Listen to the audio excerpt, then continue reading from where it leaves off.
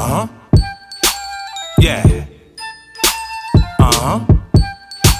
I ain't gonna let the people frisk me if I'm dirty, homie. A nigga never touch me, I got that dirty on me. Don't be afraid to venture over the bridge. I'm Thoro, in every borough. My name be ringing. 1, 2, 3, let's go. Yo, what's good? It's DJ Thoro, aka Thorozano, the bridge to the streets. Right now, you're watching the hottest in the streets right here on Thisis50. You see this man right here? He don't need no introduction. I'm gonna let him introduce himself.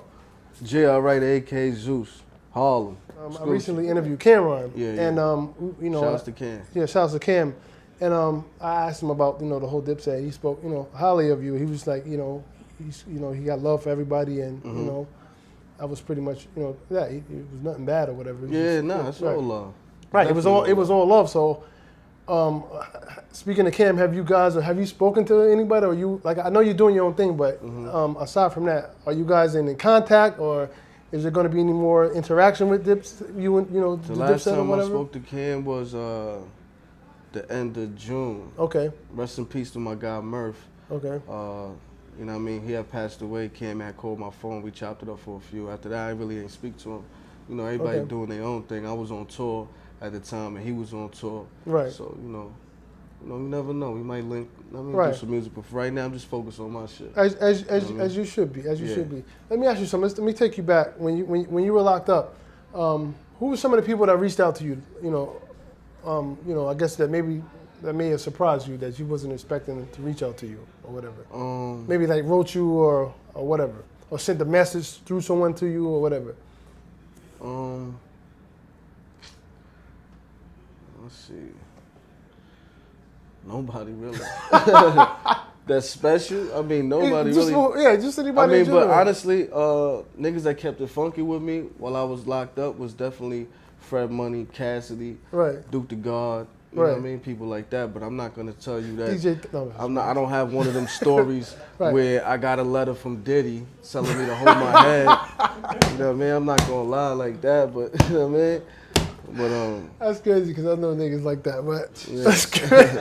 It's like I got a letter from Diddy. Yeah, nigga telling me to hold my head. Yeah, Hov. You know what I mean? He was supposed to come through. They ain't let him in. The jail was too crazy. Hey, you might need to say that. You know? He said, "I ain't get a letter from Diddy telling me to hold my head." That's dope. All right, so other than your immediate circle, that's pretty much it. Who reached out to you or whatever. Yeah, pretty much. As far as reaching out to me. Right. You know what I mean? Yeah. Okay. I spoke to a couple people on the phone.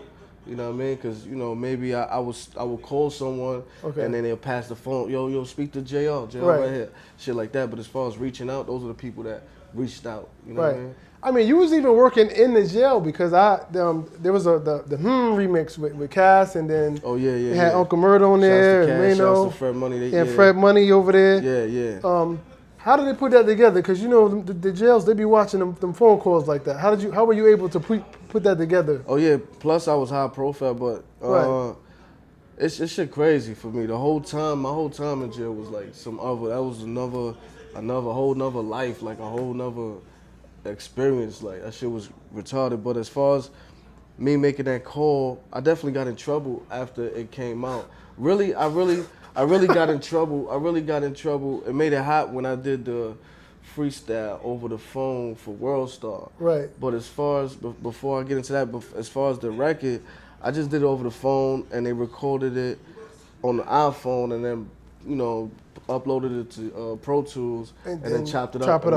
Yeah, made it sound good. But, I done had the commissioner send his assistant to come meet up with me and tell me, listen, and I'm thinking it's the feds coming to see me because they bring me down to the visiting floor, and the visiting floor is empty. Usually, you only go on visits where I was at in Ulster. That's like you got to go from the island to Ulster, and then from Ulster you go to your designated jail. Right. So he pulled me down, and the CO's asking me, yo, who's coming to see you? Like, what happened? What you do? You caught a ticket? You caught a tier 3, tier 2? What happened? I'm like, nah, I ain't do nothing. But the COs always was fucking with me. You know what I'm saying? They'll throw me on the wall. What you got on you? and they'll take my pouches or take whatever I had on me, throw it on the floor, you ain't getting that back. And I'll be like, all right, cool. And I walk off, and they'll be like, yeah, put that in the fucking freestyle. You know what I mean? So, damn. Yeah, but the commissioner's assistant, I forgot his name, but he came to see me. He sat me down and said, listen, them freestyles from jail, you got to stop all of that.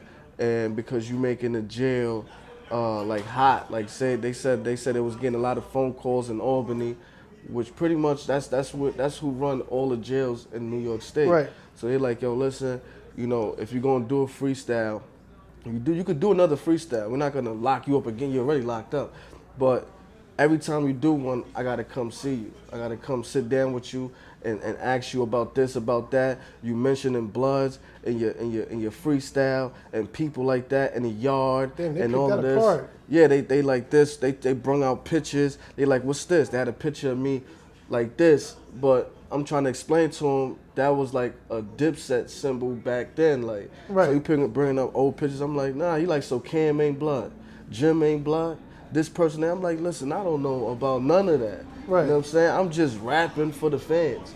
You know what I mean? He like, all right, listen, there's gonna be some COs fucking with you. They're gonna try to set you up. I'm a letter away, a phone call away. I'll get them fired or I'll handle it. Don't worry about it. I'm like, all right, cool. And it's the head boss telling you that. Yeah, he said you can't profit off of your case. Like, meaning you can't sell music from jail. You can't do a freestyle and then put it on iTunes. We could look through all your bank accounts and make sure that you're not making money off of music from jail and all of that. But he said besides that, as long as you're not making money off of it and you're not security risk, like you're not, and when I'm freestyling, as long as I'm not describing the jail and what time the COs is coming in and naming COs and shit like that, he said I'm good. You're just gonna get a visit from me. Right. So, did he know the actual the guards or CEOs, excuse me, that, because he said they're gonna try to set you up. So if he knows that, why he got them fucking working there in corruption like that? He don't. Well, he's speaking in general. Listen, he walked in, all white suit, briefcase. He didn't say one word to the CEO.